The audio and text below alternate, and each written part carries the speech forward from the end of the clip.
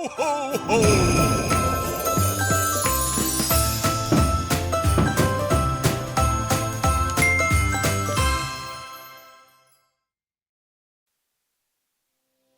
Menjelang hari pergantian tahun, BMKG merilis peringatan potensi banjir pesisir di wilayah pesisir Indonesia. Peringatan ini akan berlaku mulai 30 Desember 2025 hingga 10 Januari 2026. Terbaru, cuaca ekstrim berupa puting beliung terjadi di wilayah Bogor, Jawa Barat. Sebanyak 55 rumah rusak dan 23 orang mengungsi, namun tidak ada korban jiwa. Lalu, bagaimana perakiraan cuaca terbaru jelang akhir tahun? Simak obrolannya bersama Deputi Bidang Meteorologi BMKG, Guswanto dalam editorial review.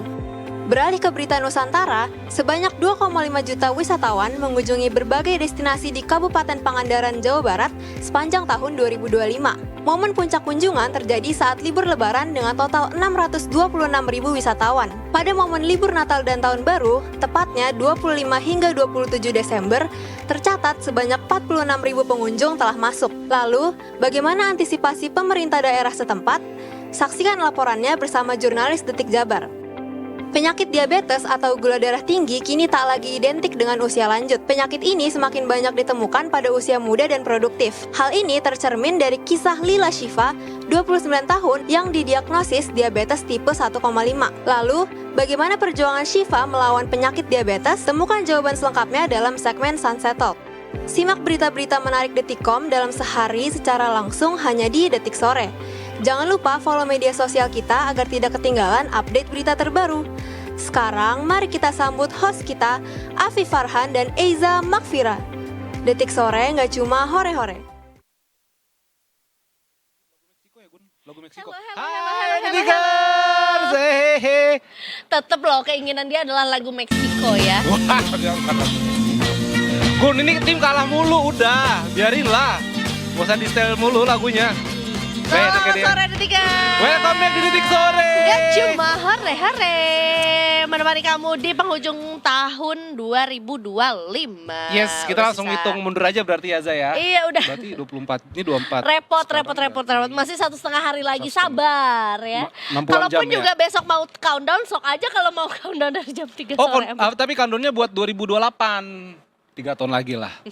Detikers, walaupun hari ini hari libur, walaupun jalanan udah mulai sepi, tapi kita tetap akan menemani Detikers semuanya nanti. Betul, sampai nanti jam 5:30. Betul, apalagi sebetulnya juga mungkin Detikers punya berbagai rencana buat akhir tahun juga gitu ya. Kira-kira mau pada ngapain?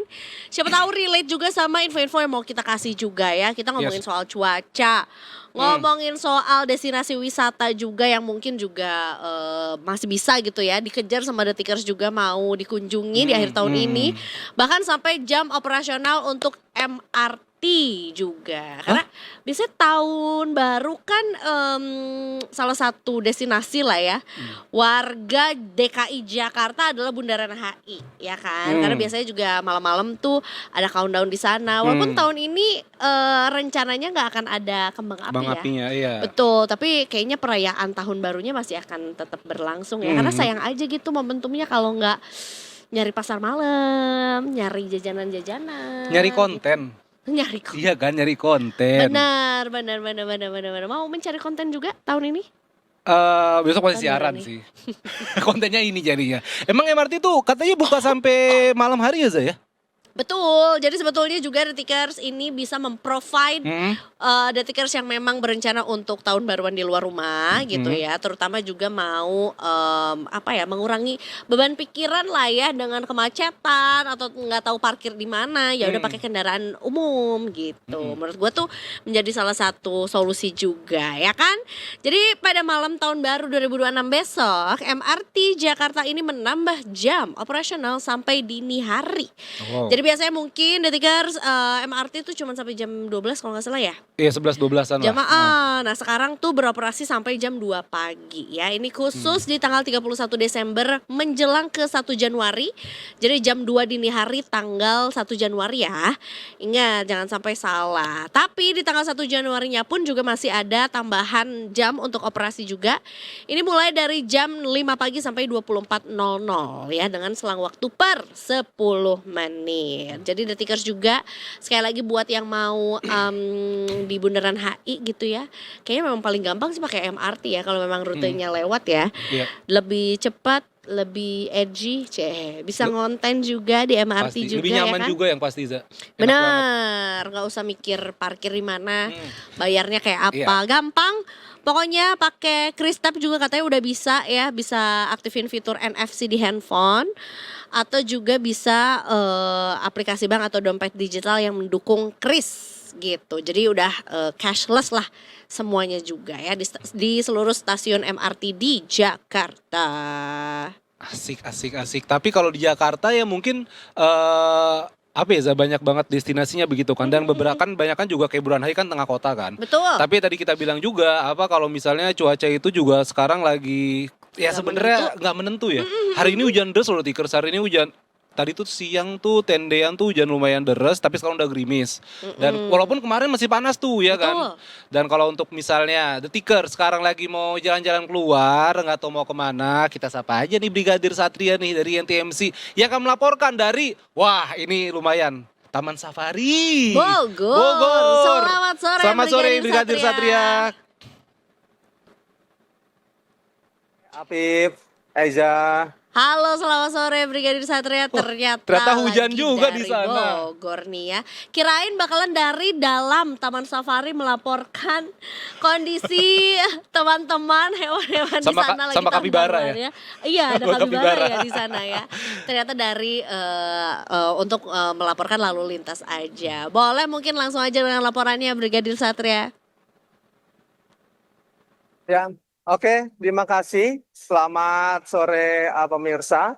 Pada pukul 11.40 siang tadi, Satlantas Polres Bogor sempat memberlakukan sistem one way untuk kendaraan yang akan menuju ke arah puncak. Namun dilanjut untuk arah sebaliknya pada pukul 14.40 siang tadi untuk memperlakukan sistem one way diberlakukan sebaliknya untuk kendaraan dari arah puncak yang akan menuju ke arah Jakarta diberlakukan hingga saat ini penerapan sistem satu arah. Dan selain itu juga jika dapat saya gambarkan untuk lalu lintas sejak siang tadi hingga sore hari ini di sekitar kawasan jalur puncak tepatnya di simpang Taman Safari tempat saya melaporkan saat ini memang cukup ramai di kedua arahnya. Baik untuk kendaraan dari arah Jakarta yang akan menuju ke arah puncak maupun sebaliknya pada siang tadi sempat terjadi kepadatan dan juga perlambatan kecepatan dikarenakan ramainya animo para wisatawan yang akan menuju ke arah Taman Safari Puncak pada hari ini. Selain itu juga perlu kami informasikan dalam rangka perayaan malam pergantian tahun baru 2026 besok, Satlantas Polres Bogor juga akan mengalihkan seluruh kendaraan yang akan menuju ke kawasan wisata Puncak dari tanggal 31 Desember 2025 pada pukul 18.00 hingga pukul 06.00 tanggal 1 Januari 2026. Dan juga selain itu, perjalanan tim kami dari Gadok yang akan menuju ke arah Taman Safari pada siang tadi juga masih menemukan beberapa titik kepadatan, antara lain yaitu di Simpang Pasir Muncang dikarenakan adanya titik pertemuan arus kendaraan. Selain itu juga terdapat kepadatan di kawasan Simpang Megamendung dikarenakan banyaknya kendaraan keluar masuk juga terdapat di kawasan tersebut. Selain itu juga kepadatan terjadi di sekitar kawasan Pasar Cisarua dikarenakan ramainya aktivitas masyarakat sekitar yang ingin mempersiapkan perayaan malam pergantian tahun baru 2026 besok. Selain itu juga menurut data yang kami himpun sejak pukul 5 pagi hingga pukul 14 siang tadi kendaraan yang keluar dari gerbang tol Ciawi yang akan menuju ke arah Sukabumi maupun menuju ke arah Puncak sebanyak 18.821 kendaraan dan memang angka ini sedikit menurun jika dibandingkan pada hari kemarin di rentan waktu yang sama. Sementara juga jika kita lihat data pengunjung ke Taman Safari hingga pukul 12.30 siang tadi sebanyak 4.465 pengunjung masih menjadi angka yang tertinggi jika dibandingkan pengunjung di beberapa tempat wisata di kawasan puncak ini. Dan selain itu juga terkait penerapan sistem one way yang akan menuju ke arah Jakarta dijadwalkan memang akan berlangsung sekitar 2 hingga 3 jam ke depan bagi Anda para pengendara yang masih akan menghabiskan libur pergantian malam tahun barunya di kawasan Puncak dapat tetap mengantisipasinya, dapat tetap ikuti arahan petugas kami yang berada di lapangan, mengingat untuk penerapan sistem one way ini bersifat situasional dan juga dapat memastikan fisik Anda maupun fisik pengendara dalam keadaan prima. Selain itu juga seperti yang saya jelaskan sempat di awal, pada tanggal 31 Desember 2025 besok Satlantas Polres Bogor akan juga melaksanakan Car Free Night di sepanjang jalur puncak, terkhususnya untuk kendaraan roda 4 atau mobil dimulai pada pukul 21.00 hingga pukul 2 dini hari. Sementara untuk kendaraan roda 2 atau motor akan diberlakukan dimulai pada pukul 22.00 hingga 00.30 dini hari pada keesokan harinya. Nantinya untuk sepanjang jalur puncak ini akan steril tanpa ada kendaraan yang melintas di jam-jam tersebut seperti yang saya jelaskan. Sementara untuk pengalihan arus lalu lintas yang akan menuju ke arah puncak sudah ditutup sejak pukul 6 sore besok. Agar para pengendara yang akan berencana menuju kawasan puncak dapat mengantisipasi waktu keberangkatan menuju ke kawasan puncak agar tidak terjebak dalam penutupan jalan tersebut. Demikian informasi yang dapat disampaikan, semoga bermanfaat. Salam presisi, kembali ke Anda. Baik, Brigadir Terima kasih Satria. Brigadir Satria mau tanya, di Bogor hari ini seharian apakah hujan terus atau sempat ada panasnya nih? Pada pagi tadi sampai siang sempat panas, terus sore sampai sekarang mulai cukup tinggi nih curah hujannya nih. Oh, sesuai namanya ya, kota hujan ya. Betul, itu dia. Tapi tentunya mudah-mudahan juga tetap kondusif ya kondisi lalu lintas. Mau hujan, mau panas, tetap ya kan. Namanya liburan pasti rame. Pasti rame, gitu, harus sabar-sabar. ya kan? Terima kasih banyak Brigadir Satria atas laporannya. Selamat bertugas kembali. Salam Ya, presisi. sama-sama. Tetap berhati-hati juga buat detikers yang memang mau berlibur Tadi ya. belakang Karena- cincau tuh. Wah, cocok atau enggak menurut kamu Kak? Kalau Apa tuh? kalau hujan gini emang udah paling bener ini Iza, apa, jahe susu. Bener. Wah, itu paling enak bener. banget. Pakai es lagi. Emang suka Enggak, beda maaf. sendiri nih orang Tapi ya. jahe susu pakai es ada kan? Apa ada nggak gimana sih? Nggak ada ya? maksudnya? Iya kan, kayak kalau jahe. Oh, jahe jahe aja. susu. Jahe susu, jahes pakai es, jahes. Aduh. Sorry. Enggak. Iya. Ini kan orang mau baca berita jadi susah nih. Iya lagi. Gitu lanjutinnya ya kan. Karena ngomongin soal Bogor juga Detikers seperti yang tadi Detikers juga sempat lihat juga di awal ya bahwa Ya. sebetulnya ada satu daerah ya di Kabupaten Bogor yang terkena puting beliung dan sebetulnya bukan cuma terkena sih ya. Ini kalau sampai yang terdampak adalah sampai 55 rumah gitu ya yang rusak. Jadinya ini satu kejadian yang luar biasa banget, gak kebayang anginnya tuh kayak apa gitu. Bahkan ada satu atau beberapa rumah lah ya gitu ya yang juga sempat tertimpa sayap pesawat terbang dari tempat penampungan juga gitu ya. Ini hari ini ya Iya, terjadi ya tadi pagi juga tadi sore juga dan kemudian walaupun sebetulnya juga nggak ada korban jiwa dan juga luka dalam kejadian tersebut, tapi tentunya juga ini cukup membuat masyarakat yang tinggal di sana juga cukup deg-deger juga ya, karena belum tahu nih kondisinya di lapangan itu apakah sudah aman untuk kembali ke tempat tinggalnya kembali ataupun belum ya. Ada 23 orang yang harus mengungsi ke rumah kerabatnya karena memang juga rumahnya rusak dan memang masih menunggu juga untuk bantuan alat berat ya untuk bisa evakuasi. mengangkat sayap pesawat terbang dari rumah yang tertimpa juga gitu.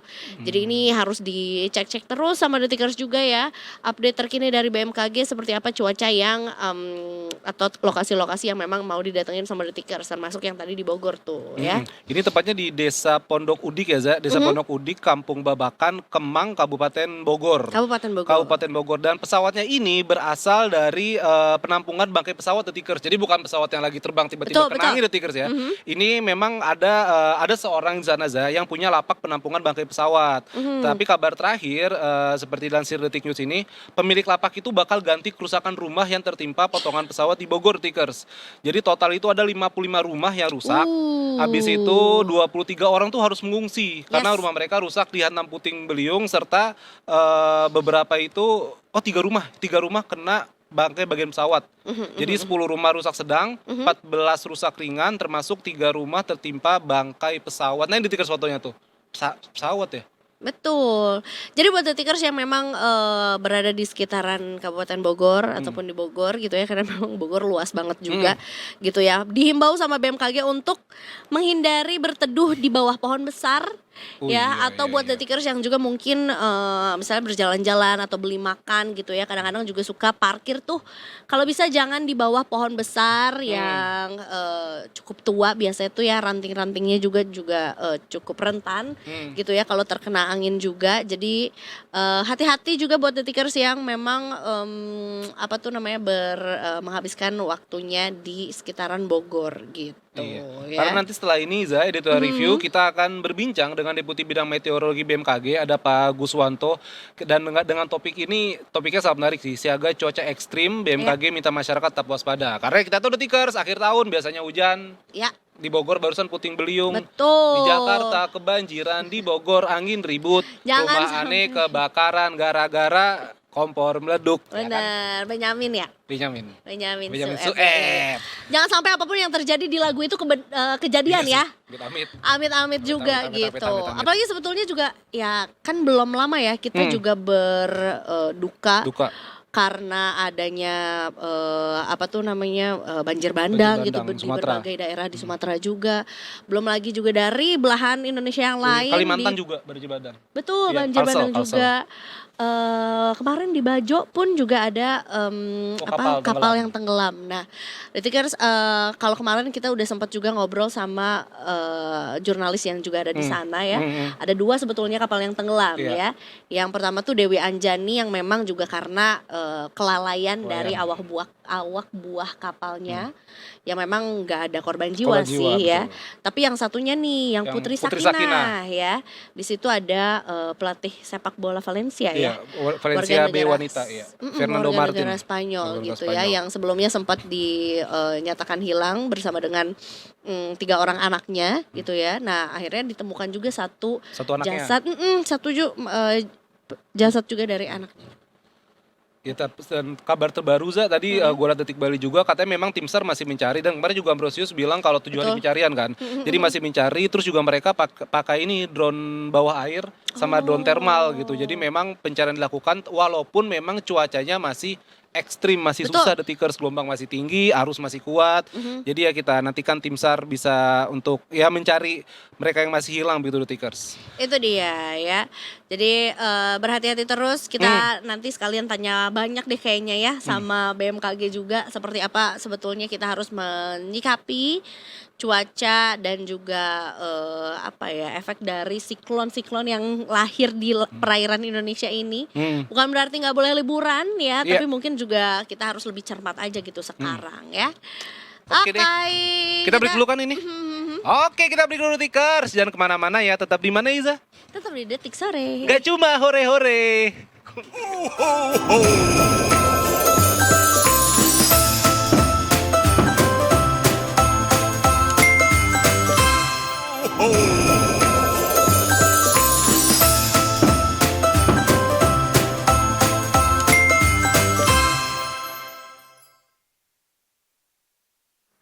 Lagi-lagi kembali di Detik Sore. Gak cuma hore-hore Detikers. Ini wajib untuk disimak buat Detikers yang juga mau menikmati tahun baruannya gitu ya, di luar rumah, di luar ruangan, di luar kota.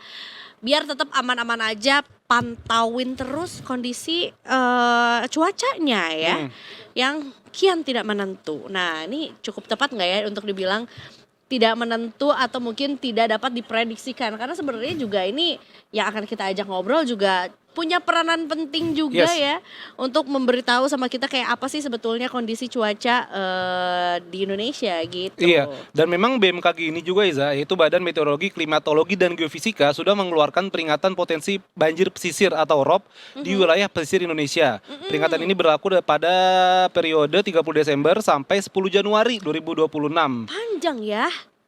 Karena siklon-siklon itu Iya, kayaknya. itu dia. Ya kan, dan berdasarkan pantauan dari water level dan prediksi pasang surut, banjirop ini berpotensi di beberapa wilayah pesisir Indonesia. Seperti Aceh, Sumatera Utara, Ya. Riau, Banten juga termasuk, Jakarta, Jawa Barat, Jawa Tengah, Jawa Timur, Bali, sampai Papua Selatan, Detikers. Ini kayak hampir Makanya. semua wilayah di Indonesia sih. Itu dia ya, kita mau cari tahu lebih dalam juga ya. Kayaknya kita juga cukup punya banyak pertanyaan. Langsung nih, habis ini kita akan ngobrol bersama dengan Deputi Bidang Meteorologi BMKG. Ada Pak Guswanto MSI. Pak Guswanto sudah bergabung bersama dengan kami. Selamat sore Pak. Selamat sore Pak Guswanto. Selamat sore, salam sehat selalu. Salam sehat selalu, Pak. Bapak ini sedang berada di dalam siklon nih kayaknya ya Pak ya. Belakangnya nih Pak tuh. Itu citra satelit. Oh, Citra satelit ya, Baik. Yang menggambarkan ini ya, kita jadinya punya apa ya, istilah-istilah baru, terutama mungkin buat aku secara pribadi juga akhirnya jadi mencari tahu gitu ya, bahwa sebetulnya Indonesia ini yang apa tuh, luasannya tuh udah jelas luas banget gitu ya. Kondisi lautnya seperti apa, kondisinya tuh bisa melahirkan gitu banyak bibit-bibit siklon yang akhirnya berpengaruh sama cuaca yang kita lagi hadapi sekarang juga. Ini akhir tahun, apakah memang juga lagi ngabisin jatah siklon apa gimana nih? Indonesia kok kayaknya lagi cukup dikepung sama banyak siklon dan bibit siklon nih, Pak Guswanto. Jadi begini ya, kalau kita melihat secara umum dulu ya, bahwa secara umum kita melihat nih ya, bahwa Indonesia itu saat ini adalah pada posisi puncak musim hujan. Sebenarnya kalau kita lihat puncak musim hujan yang seperti apa Pak? Jadi pada saat puncak musim hujan pertama itu terjadi di November Desember itu di wilayah utara. Artinya Sumatera Utara, Aceh, kemudian ada Sumatera Barat dan seterusnya itu ya. Kemudian sekarang nanti puncak musim hujan yang kedua itu terjadi di Januari sampai Februari. Itu di mana? Adalah di wilayah selatan ekuator, yaitu di Lampung, Bengkulu, Sumatera Selatan, kemudian ada juga Jawa, Bali, Nusa Tenggara tentunya. Ada juga sebagian di Sulawesi Selatan.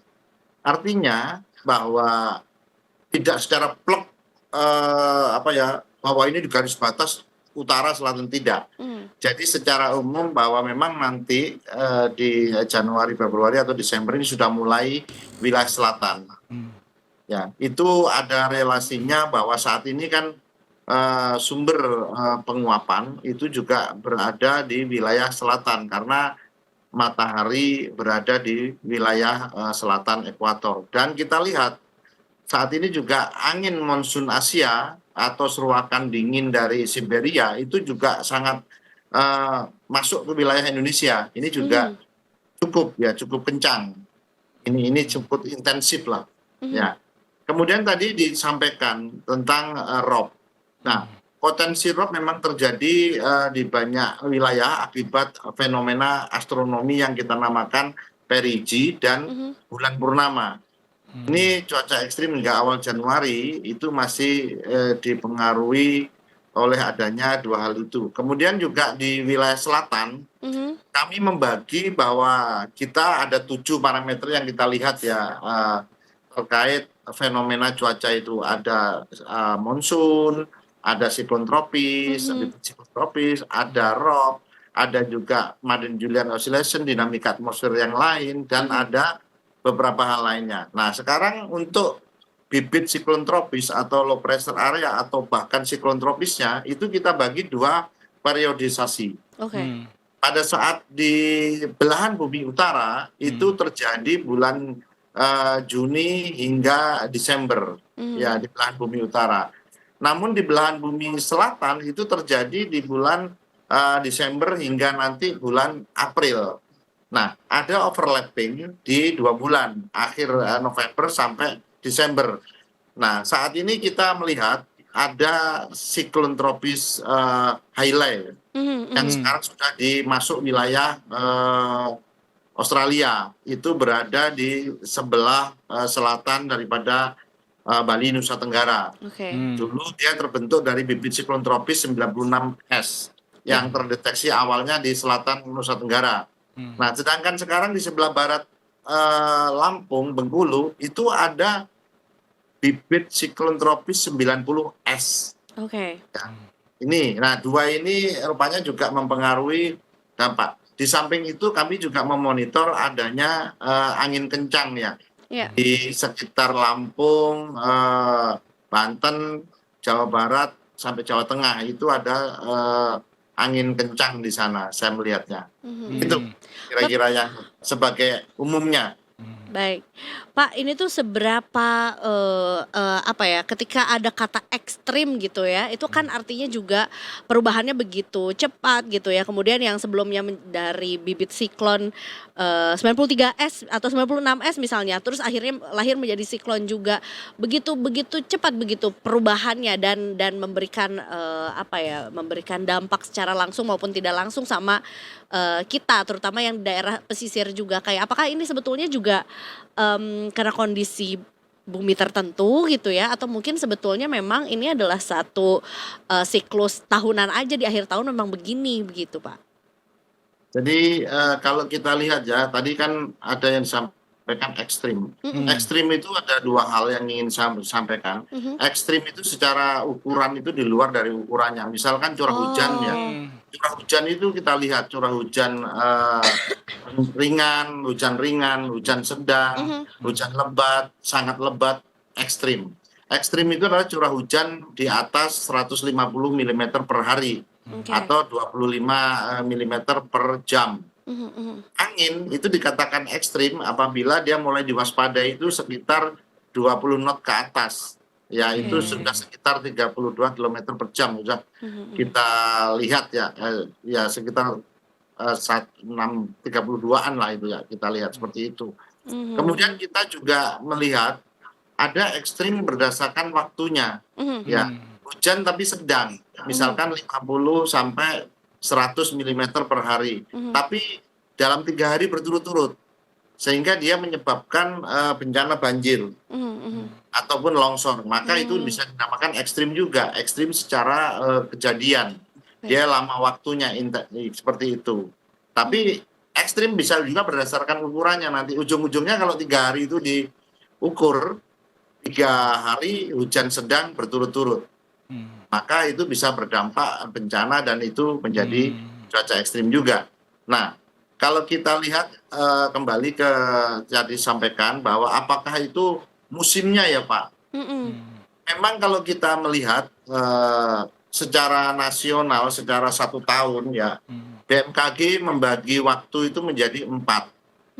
Yang pertama misalkan Desember, Januari, Februari itu adalah musim hujan. Truly betul-betul musim hujan.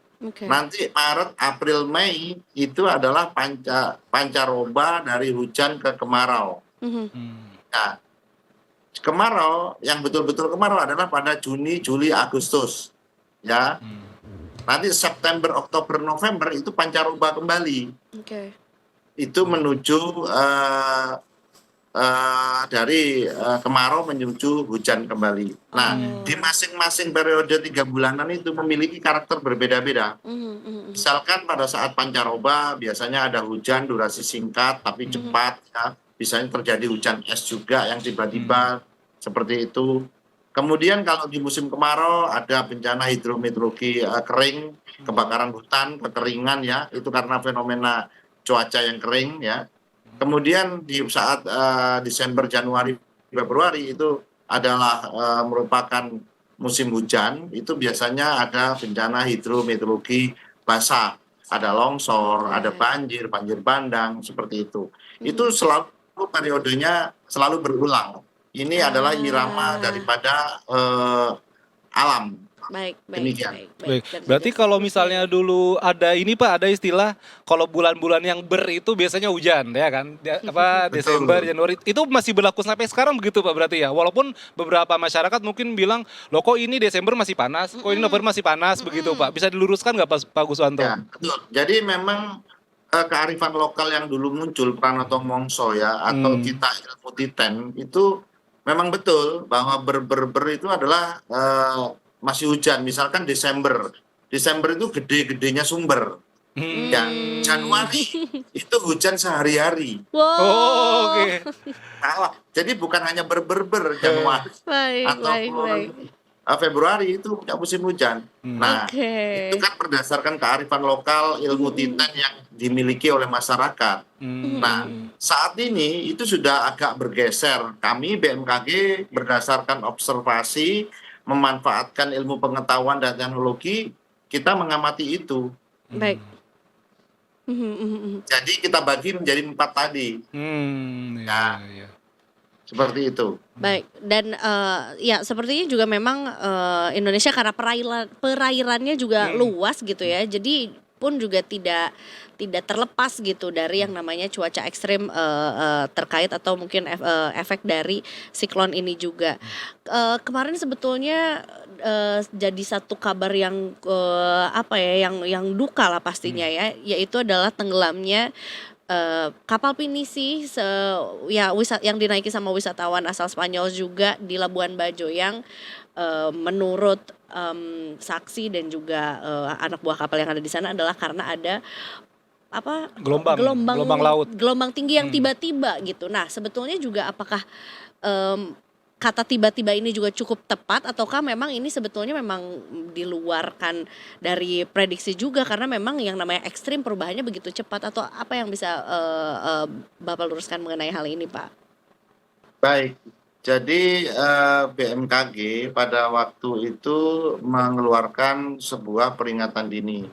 Ya, karena dalam waktu yang bersamaan ada yang namanya bibit siklon tropis 96S tadi yang sekarang menjadi siklon tropis Hailey. Itu dampaknya tidak langsung adalah meningkatkan gelombang tinggi di wilayah sekitarnya, misalkan laut selatan pada wilayah selatan Bali, selatan daripada Nusa Tenggara ya.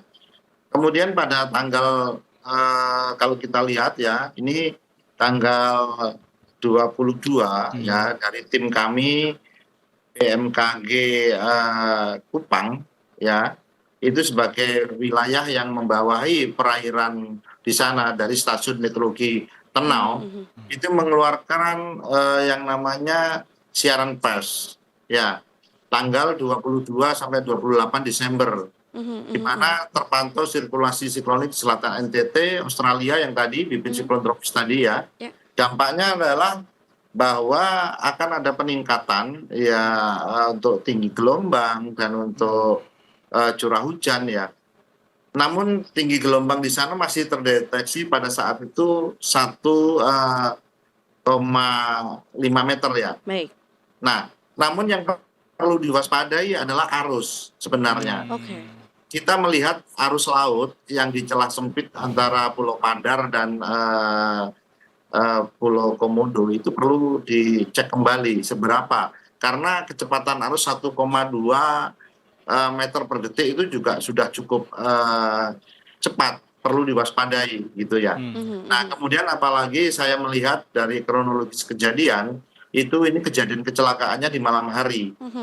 Nah, ini juga makin membuat kita agak kesulitan kalau ada kecelakaan mencari pertolongannya juga, karena kan pada malam hari ya. Itu yang perlu kami klarifikasi. Berarti memang juga tidak disarankan untuk melakukan aktivitas di laut gitu ya, terutama juga untuk aktivitas wisata lah ya, pelayaran dan segala macamnya juga di malam hari begitu ya Pak ya? Iya. Bisa. Artinya kalau mungkin kapal besar mungkin boleh lah ya, tapi kalau kapal pinisi ataupun kapal-kapal kecil itu kan agak riskan ya, apalagi pada saat itu di wilayah selatan itu ada bibit siklon tropis 96S. Ya, seperti itu. Iya. Baik. Baik, Pak Guswanto, kan bisa dibilang sebenarnya juga siklon tropis ini merupakan salah satu fenomena alam yang tidak bisa terhindarkan kan, karena kita memang negara kepulauan, kita diapit 2 samudra dan juga 2 benua begitu Pak. Tetapi pada akhirnya seberapa melek sih Pak masyarakat Indonesia melihat suatu fenomena alam siklon tropis ini dan juga mungkin fenomena alam lainnya begitu Pak, yang pada akhirnya sesiap apa sih Pak masyarakat Indonesia ini untuk menghadapi atau mempersiapkan lah Pak mitigasi bencana begitu Pak? Kalau kita menghadapi bencana seperti yang sudah kami sampaikan ya, memang yang pertama kita harus tetap tenang dan waspada. Tadi kan sudah saya sampaikan di depan bahwa periode seperti ini kan musiman ya. Jadi akan berulang lagi nanti tahun depan di periode September, Oktober, November, Desember, Januari, Februari. Ya, itu adalah di saat mana perubahan masa pancaroba dari kemarau ke hujan dilanjutkan dengan musim hujan dan awal perubahan dari masa pancaroba musim hujan ke kemarau mungkin di bulan Maret April kan terpotong itu. Nah, dengan adanya seperti itu kita tetap waspada dan tenang ya, tidak perlu ini. Kemudian yang kedua, kami juga menghimbau bahwa masyarakat ataupun tetap mengupdate informasi ini. Kami pun juga setiap saat memiliki informasi yang kami update secara baik secara 3 jam, secara 6 jam, ada yang 1 harian, ada yang 3 harian, bahkan ada yang sepekan. Ya, dengan adanya informasi ini kami berharap masyarakat tidak terjebak pada informasi yang tidak benar atau hoax. Kemudian peringatan dini itu seharusnya mendapatkan respon ya. Paling tidak kalau ada hujan lebat, paling tidak saya harus kondisi lingkungan saya di sekitar rumah saya seperti apa. Nah, kalau ternyata kondisi rumah saya itu rindang banyak pohon, ya otomatis saya akan tebang dulu agar kalau ada angin kencang, hujan lebat tidak menimpa rumah saya. Kalau atapnya juga ini juga tidak bongkar gitu, itu ya Pak. Terus kemudian kita lihat selokan dan lingkungan sekitarnya itu kita lihat daya tampung, daya dukungnya seperti apa. Kalau itu daya tampung, daya dukungnya sudah aman, kita baru percaya diri. Kemudian juga kita menghindari selama ini daerah bantaran sungai, berlereng, apalagi yang sudah tidak memiliki land cover-nya tidak ada ya, atau tutupan lahannya sudah berkurang. Ini juga kita perlu waspada. Kalau hujan berkali-kali, maka ini banjir, longsor itu mudah terjadi. Ini harus kita hindari daerah-daerah ini. Kemudian nelayan yang menggunakan transportasi laut juga diminta berhati-hati terhadap gelombang di atas 1,5 meter ya. Kadang-kadang ada terjadi 2-4 meter, bahkan ada yang lebih. Nah ini juga kita hindari. Terus kemudian bagi para wisata itu juga harus hati-hati. Kita bekerja sama dengan pandu wisata, kan ada tuh bendera yang kuning, merah, kadang-kadang dipasang di pinggir pantai.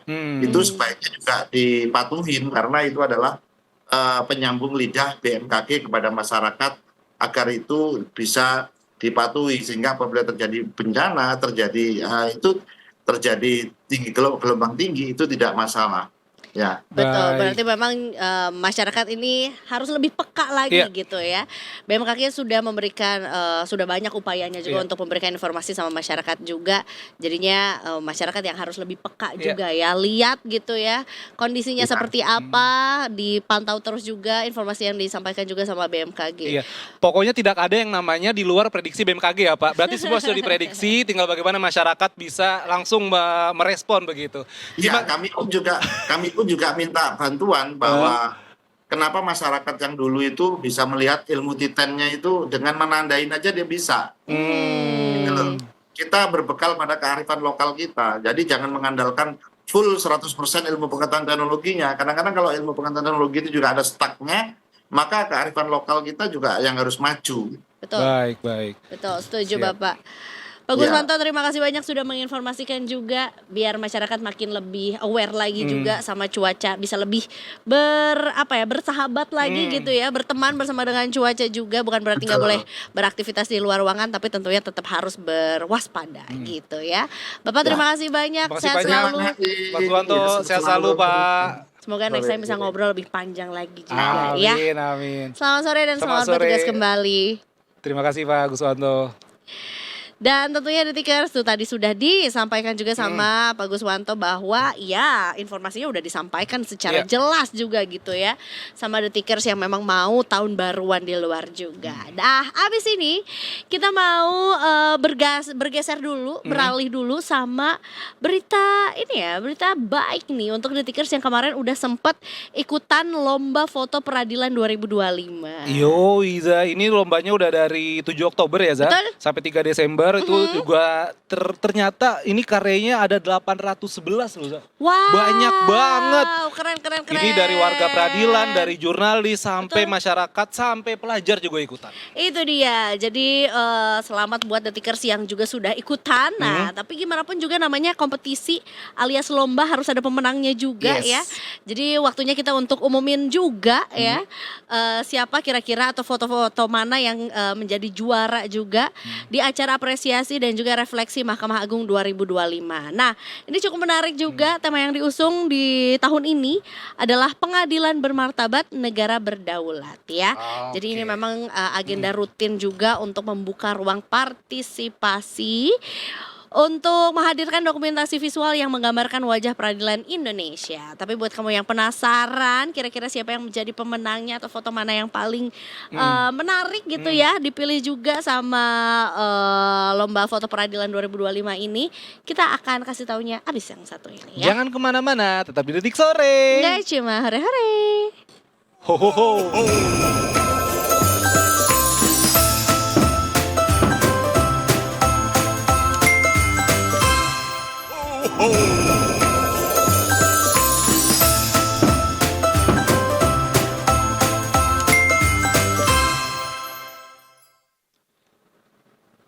Yes, baik lagi di Detik Sore. Nggak cuma hore-hore. Sesuai janji kita tadi ya, Eiza. Jadi ternyata ini adalah lomba yang diselenggarakan oleh Mahkamah Agung atau MA dalam lomba foto peradilan 2025. Betul. Lomba ini dari 7 Oktober sampai 3 Desember yang merupakan bagian acara apresiasi dan refleksi Mahkamah Agung 2025 dan telah menarik minat luar biasa. 811 karya dari warga peradilan, jurnalis, masyarakat hingga pelajar meningkat 28% dari tahun sebelumnya. Temanya apa, Iza? Temanya adalah pengadilan bermartabat negara berdaulat ya. Jadi dari sekian banyak karya-karya yang juga udah disubmit, udah masuk juga dari berbagai berbagai background lah ya dari detikers yang udah ikutan lomba foto ini. Memang mau nggak mau ya harus kita kasih tahu bahwa ada pemenangnya juga. Maunya sih menang semua ya. Karena katanya keren-keren banget juga karya fotonya juga. Tapi yang jelas dengan adanya lomba ini diharapkan juga Mahkamah Agung tuh bisa membuka ruang lebih lebar lagi, lebih luas lagi juga soal partisipasi publik dan menghadirkan dokumentasi visual yang menggambarkan gimana sih wajah peradilan Indonesia yang lebih dekat gitu. Jadi tentunya Detikers nanti abis ini kita akan kasih lihat sama Detikers juga ya foto-foto terbaik versi Mahkamah Agung juga ya dari lomba yang udah diadain juga. Termasuk nama-nama pemenang itu langsung diumumkan sama Kepala Badan Urusan Administrasi MA Kabua Sobandi gitu. Yes, langsung aja kalau gitu Eza, ini dia videonya Detikers. Terkait dengan hasil lomba foto peradilan 2025 berdasarkan keputusan Ketua Kelompok Kerja Lomba Foto Peradilan tahun 2025 nomor 06/Pokja /LFP/SK/12 Romawi /2025 tentang pemenang lomba foto peradilan 2025 yang ditetapkan di Jakarta pada 24 Desember 2025. Dengan ini kami akan mengumumkan nama-nama pemenangnya.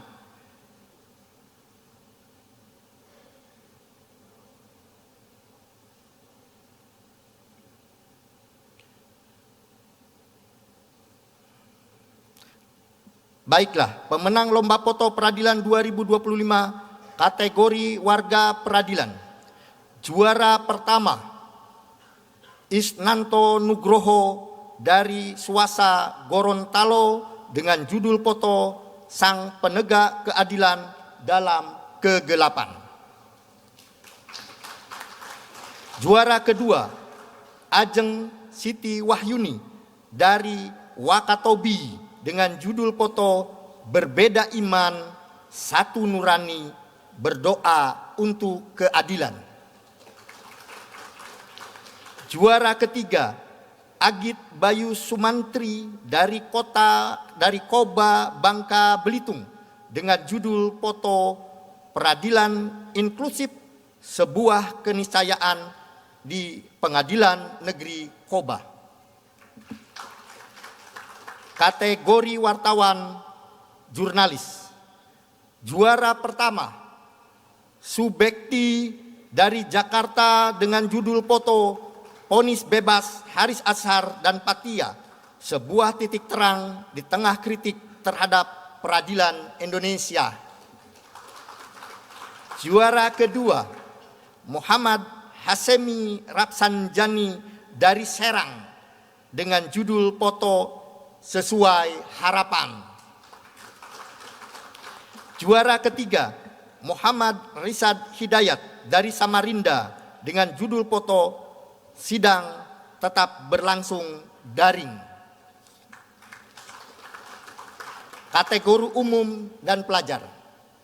Juara pertama, Andaru Firmansah dari Bandung dengan judul foto "Akses Keadilan Tanpa Batas di Pengadilan Negeri Bale Bandung."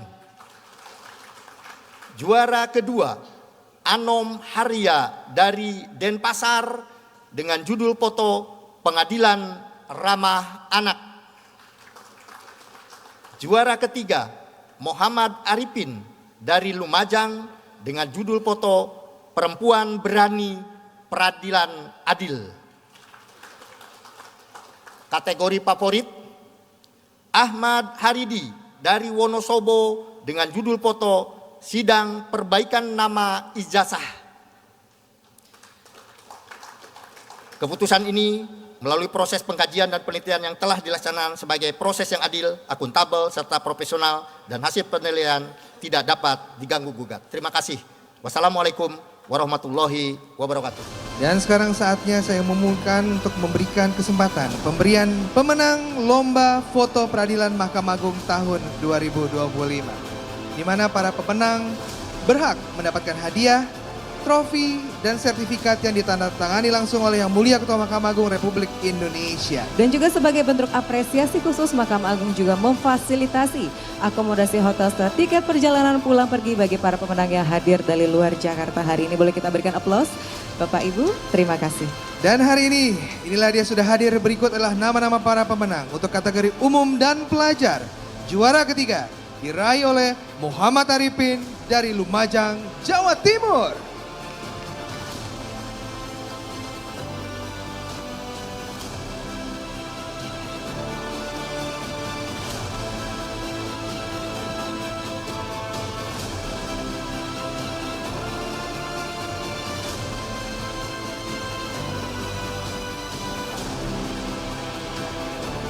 Juara kedua diraih oleh Anom Haria dari Denpasar.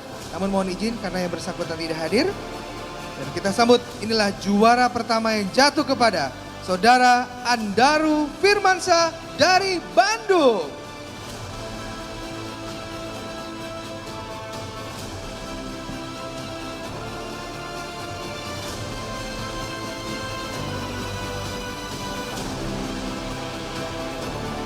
Dan selanjutnya kategori wartawan atau jurnalis. Juara ketiga diraih oleh Muhammad Risyal dari Samarinda, Kalimantan Timur.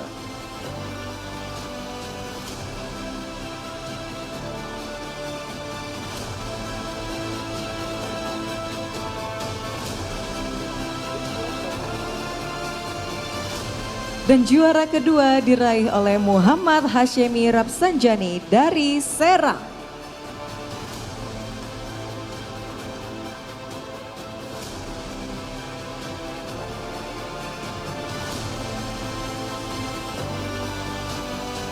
Dan juara pertama jatuh kepada Subekti dari Jakarta.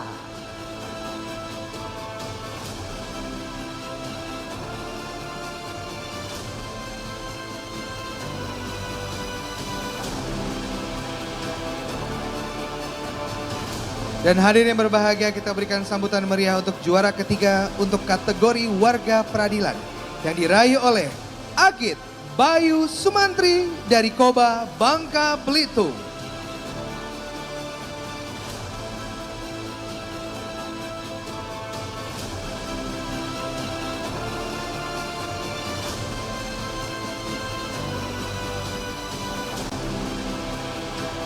Untuk juara kedua diraih oleh Ajeng Siti Wahyuni dari Wakatobi, Sulawesi Tenggara.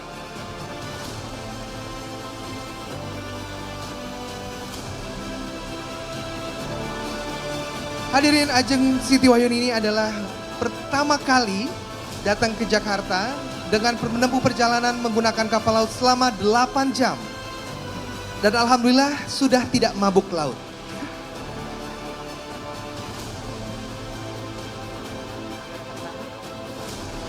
Dan ladies and gentlemen, untuk pejuara pertama, kita berikan tepuk tangan meriah. Please welcome Isnanto Nugroho dari Suwasa Gorontalo.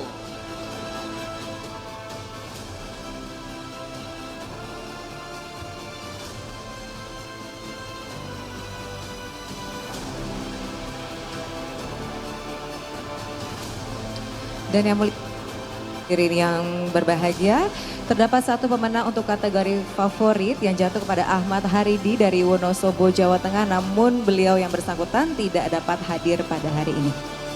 Terima kasih kami ucapkan kepada Yang Mulia Ketua Mahkamah Agung Republik Indonesia beserta para pimpinan Mahkamah Agung atas kesediaannya memberikan penghargaan.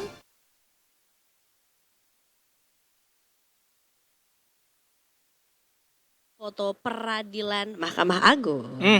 Kalau misalnya Dedikers penasaran, Iza juga mungkin penasaran nih. Foto-fotonya kayak gimana nih? Karena ada yang dari Samarinda, dari Betul. Gorontalo, dari Wakatobi, Benar. dari mana-mana. Jauh-jauh loh ternyata ya para pesertanya, termasuk juga background atau latar belakang dari para peserta ini juga macam-macam gitu ya. Ada yang ASN, pelajar dan lain-lainnya juga. Jadi buat yang penasaran seperti apa sih foto para pemenang dari lomba peradilan Mahkamah Agung ini, langsung saja kita saksikan. Ini dia.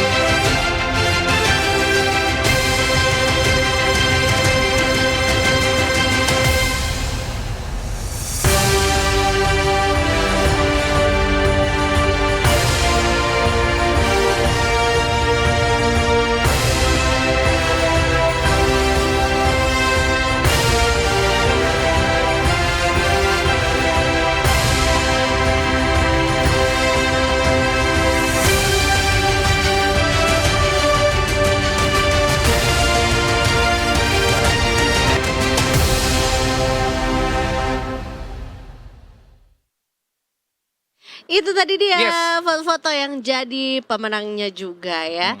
Mudah-mudahan lomba kayak gini bisa diadain terus tahunan ya nggak sih? Iya, Za. Karena cukup menarik juga bagaimana nggak tahu ya, aku juga belum pernah berada di dalam ruang pengadilan gitu ya, persidangan. nggak terlalu banyak bersinggungan juga sama hakim atau jaksa. Kadang-kadang kita juga suka penasaran ya, seperti apa sih kehidupan di baliknya, atau mungkin juga momen-momen yang jarang tercapture bisa dilihat juga gitu ya dari para foto-foto para peserta di lomba foto peradilan 2025 ini gitu. Jadi dengan adanya acara ini, Mahkamah Agung mengapresiasi karya fotografi sekaligus mengajak masyarakat ikut berpartisipasi. Lomba foto peradilan 2025 diharapkan menjadi sarana komunikasi antara peradilan dan masyarakat serta menumbuhkan kepedulian terhadap perkembangan hukum di Indonesia. Selamat kepada para pemenang, dan ini hadiahnya lumayan loh, Za. Lumayan banget. Lumayan Juara banget. untuk misalnya nih ya, kategori wartawan atau jurnalis. Juara 3-nya aja ini dapat uang tunai sebesar 4 juta rupiah, trofi dan juga sertifikat. Juara 2-nya 5 juta rupiah, trofi dan sertifikat. Dan juara pertamanya 7 juta rupiah bersama dengan trofi dan juga sertifikat. Belum lagi tadi para pemenangnya juga ya. Sempat di-mention sama hostnya.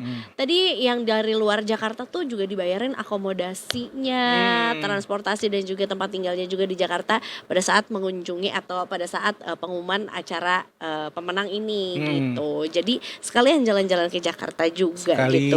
Sekalian belanja loh. Bener. Belum lagi juga mungkin kalau aku bisa ikutnya di kategori masyarakat umum kali ya. Ini juga lumayan banget, juara 3, 2 dan 1-nya 3 juta rupiah, 4 juta rupiah dan 5 juta rupiah dengan trofi dan sertifikat.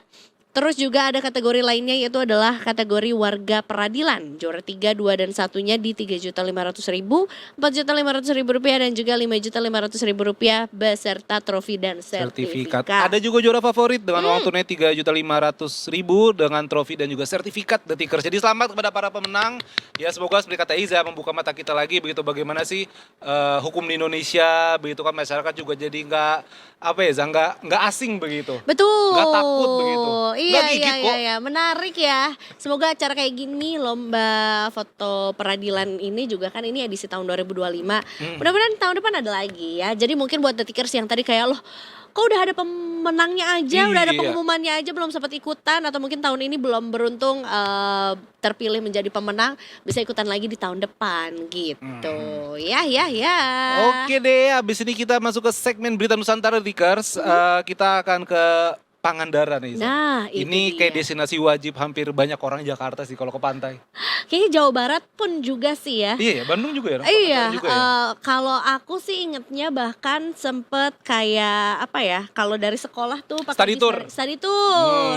Itu karena ya lumayan sih sekitar 5 sampai 5,5 jam juga ya dari kota asal, tapi ya Pangandaran tuh jadi salah satu pantai yang wajib dikunjungin lah gitu pada saat banget. Itu. Nanti habis ini kita balik lagi ya. Pokoknya membawakan sesuatu dari Pangandaran. Mungkin juga ada Tickers yang mau liburan ke Pangandaran. Apakah ini momen yang tepat ataukah di sana udah ramai banget atau lagi OTW jangan-jangan nih. Nah, sambil nonton kita. Makanya disimak abis satu ini ya. Tetap di Detik Sore, nggak cuma hore-hore.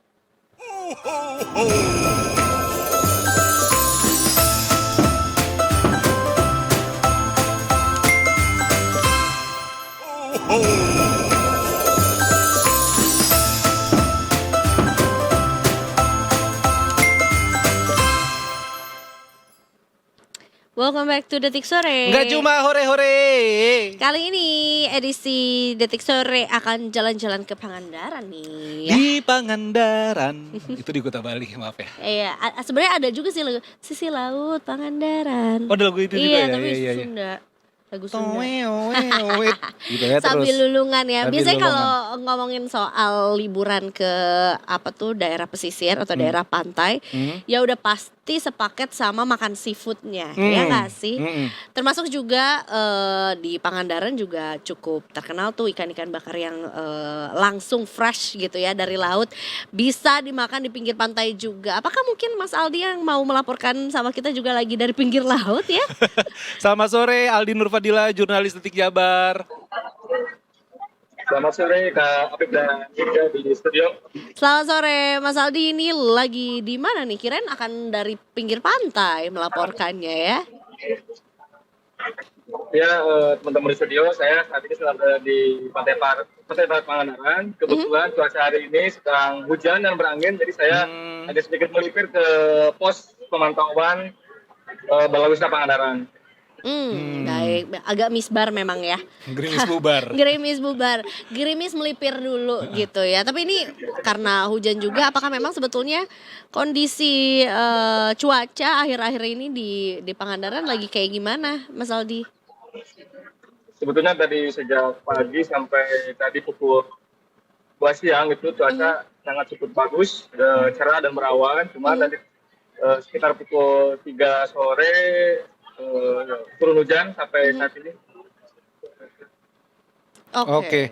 Dan juga untuk kunjungan wisatawan begitu Aldi, kabarnya nih Pangandaran bisa sampai 2,5 juta wisatawan sepanjang tahun 2025. Khususnya di akhir tahun tuh katanya sampai puluhan ribu. Bisa ceritakan nggak suasana di sana Aldi? Apakah memang ramai atau sebenarnya belum mencapai puncaknya nih? Ya, untuk kunjungan wisatawan di Pantai Barat Pangandaran, terutama saat tanggal 25 sampai 26 di saat momen libur Nataru kemarin, itu ada sekitar 43.000 wisatawan yang berkunjung ke Pantai Pangandaran, Batu Karas, Pantai Karapiak, Pantai Batu Hiu, dan juga Grand Canyon dan Badasari. Jumlah kunjungan tersebut diprediksi akan naik nanti di sekitar tanggal 31 atau di awal tahun 2026. Baik. Jadi ini menuju lah ya puncak dari kunjungan wisatawan ke Pangandaran. Karena Ya bagaimanapun juga memang Pangandaran salah satu destinasi wisata pantai gitu yang cukup mudah diakses dari berbagai kabupaten maupun kota gitu ya, terutama dari Jawa Barat juga. Ada datanya nggak kira-kira yang paling banyak tuh wisatawan yang berkunjung ke Pangandaran, kira-kira dari mana aja Mas Aldi? Untuk kunjungan wisata ke Pangandaran itu karena pemerintah Pangandaran itu mengelola 6 destinasi wisata termasuk Pantai Karapiak, Pantai Pangandaran, Pantai Batu Hiu, Pantai Batu Karas, Pantai Madasari dan juga Grand Canyon. Dari ke-6 destinasi tersebut, Pantai Pangandaran mendominasi kunjungan yang paling banyak sekitar 1,6 juta itu per 26 Desember 2025. Wow. Sementara kunjungan kedua itu berada di Pantai Batu Karas sekitar 16.000 pengunjung. 600.000 pengunjung maksud kami. Baik. Rame tuh dari video yang lagi ditayangkan juga ya. Iya, tuh ada Persib, ada Real Madrid, ada Barcelona. Aldi juga ini di Pangandaran kemarin sayangnya ada sempat berita duka cita ya. Ada wisatawan yang meninggal itu setelah melompat dari bangkai kapal Viking. Bisa ceritakan Aldi? Oh ya betul. Kemarin pada tanggal 25 Desember 2025 paginya seorang wisatawan asal Tasikmalaya berinisial Hajat usia 20 tahun itu mencoba meloncat dari bangkai kapal Viking yang ditenggelamkan di posisi pada tahun 2016 yang lalu.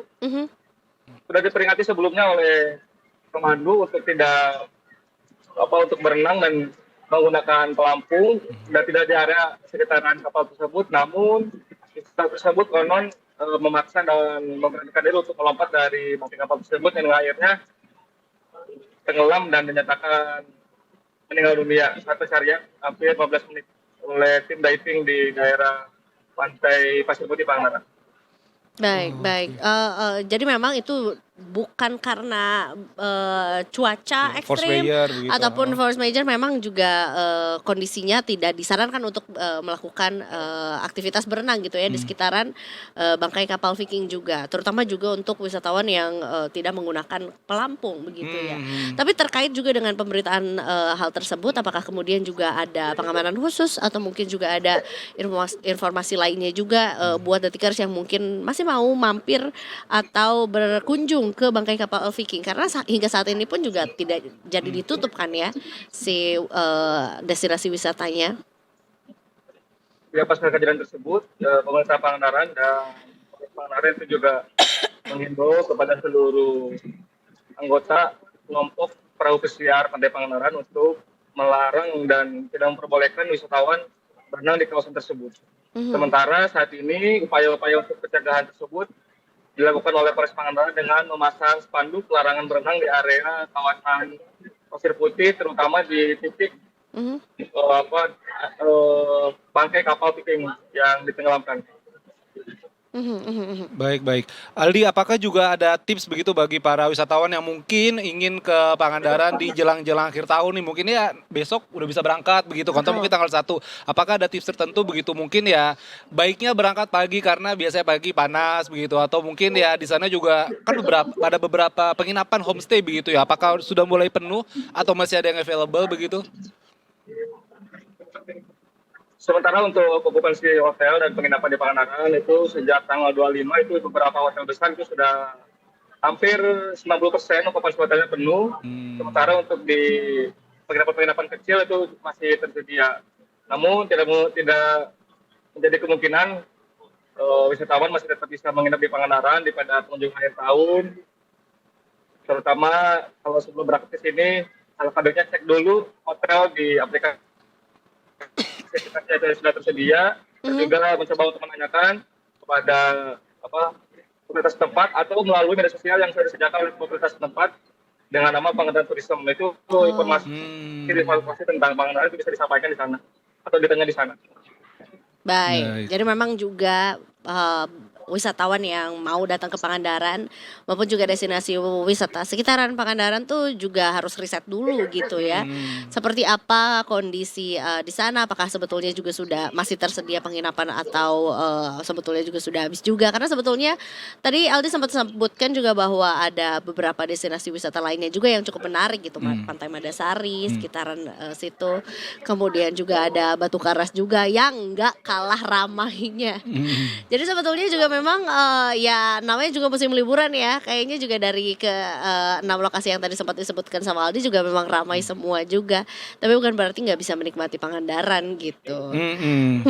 Sama ini kan juga ya Aldi, ada peringatan potensi banjir pesisir. Salah satunya kan juga Jawa Barat kena bisa berpotensi begitu. Apakah kemudian pihak terkait di sana melakukan pengamanan lebih ketat begitu Aldi, atau memberikan imbauan pada wisatawan untuk ya tetap berenang di titik-titik yang ditentukan? Ya betul. Pemerintah Pangandaran melalui tim Badan Penyelamatan Wisata Tirta itu menghimbau untuk para wisatawan berenang di area pos 1 dan pos 3 karena titik itu tersebut merupakan titik yang ombaknya cukup damai untuk dilakukan aktivitas berenang. Sementara dari pos 4 sampai pos 5 itu gelombangnya cukup tinggi. Jadi dari pihak Balawisa sendiri hampir setiap setengah jam atau 10 menit sekali bahkan mengumumkan melalui audio yang sudah disediakan bahwa wisatawan harus selalu mematuhi aturan yang sudah tersedia, termasuk berenang dari pukul 6 sampai jam 5 sore. Selain itu, wisatawan juga harus melihat ketika kondisi ombak sedikit agak besar, itu harus tidak terlalu tengah. Dan juga harus melihat bahwa tempat bendera ataupun titik yang ditempati bendera merah itu tidak boleh dilakukan aktivitas berenang. Oke, baik. Jadi tetap ya sama sih, tetap harus bisa lebih peka juga dengan pengumuman ataupun himbauan yang juga sudah diberikan juga di sana gitu. Ini karena ramai banget juga, jadinya kemana-mana cukup padat juga ya kondisi lalu lintas di sana ya, Aldi. Ya, kebetulan kondisi lalu lintas di Pangandaran itu cukup ramai lancar. Jadi wisatawan berangsur masuk dan juga berangsur keluar. Nanti di Balaton Baru 2026. Apakah di sana akan ada perayaan tahun baru dengan kembang api dan segala macam gitu? Sementara ini diimbaukan dari Kapolres Pangandaran bahwa warga Pangandaran tidak diperbolehkan menyalakan kembang api dan juga aktivitas yang kesannya itu terlalu hura-hura gitu. Baik, masih ikut dalam duka dari utara Sumatera. Betul, ya. Berarti masih sama ya, seperti dengan beberapa daerah di lainnya juga. Ya. Iya, baik. Aldi, terima kasih banyak informasinya. Sepertinya juga sinyal udah mulai putus-putus nih, karena saking ramenya kayaknya nih. Berebut ya sinyal di sana, kayaknya juga pada pengen update juga gitu ya. Iya. Tapi terima kasih banyak Aldi sudah melaporkan langsung dari Pangandaran. Mengenai kondisi terkini juga bagaimana ramainya kondisi destinasi-destinasi wisata di Pangandaran yang sudah mencapai atau menembus 2,5 juta sepanjang tahun. Kemarin 40.000. Detikers juga jangan lupa, ini pesisir Jawa Barat itu ada potensi banjirop pada 1 sampai 8 Januari. Ini pesisir selatan Jawa Barat termasuk Cianjur, Sukabumi, Garut, Tasik dan juga Pangandaran. Jadi seperti kata Aldi tadi, pihak pos keamanan begitu ya Za, sudah memberikan informasi setiap bahkan setengah jam sekali. Kayak kita sebagai wisatawan alangkah baiknya didengerin aja. Kalau lagi berenang tiba-tiba disuruh balik, ya kita balik aja karena kan ya semua orang punya tanggung jawab atas diri masing-masing, Detikers. Betul, menghindari hal-hal yang tidak diinginkan juga ya. Bukan berarti nggak boleh takut liburan, bukan berarti nggak boleh bermain di alam juga gitu ya. Dengan cuaca serba ekstrim ini, tapi tentunya juga bisa memperhatikan lebih seksama lagi gitu ya himbauan-himbauan yang sudah diberikan juga sama otoritas terkait ya. Habis ini kita masih akan lanjut. Segmen terakhir, Sunset Talk, Iza. Betul, ini juga sebenarnya bukan nakut-nakutin sih buat Detikers yang ngerasa sweet tooth alias seneng makanan-makanan manis ya.